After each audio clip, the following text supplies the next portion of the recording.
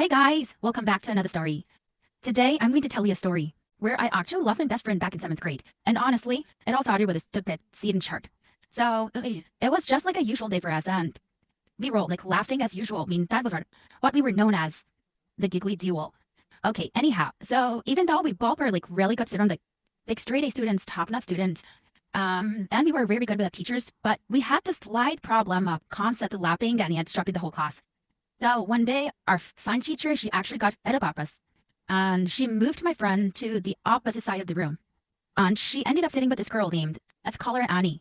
Okay, so at first I wasn't worried about the sea change because, I mean, we're still hung out. We were like best friends as always. We were giggling, we were laughing and stuff. And generally we were having very good times together. And we used to talk about how we were missing each other.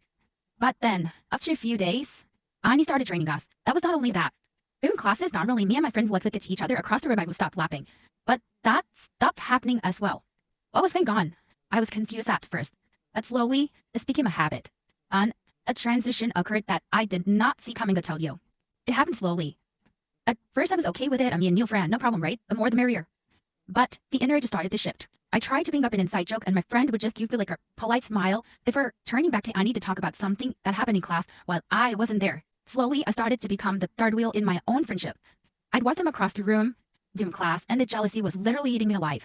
The worst part is, whenever we confronted her, I was too scared, or I did not want to come off as desperate. But all of this really did hurt me. Annie and her started having their inside jokes that I was unaware for. They would use new cold words that I had no knowledge of. Eventually, I stopped sitting with them and would spend my lunch breaks alone. A few years later, Annie eventually had to leave. And guess who came crawling back? That's right. My best friend, or my ex-best friend as we should call her. Can you just believe she actually started sitting with me and tried to act like nothing happened? But on my side, things were broken. The trust was gone. I couldn't look at her without remembering how easily she had replaced me. We drifted through the rest of the middle school, but once we hit high school, it was the final nail in the coffin.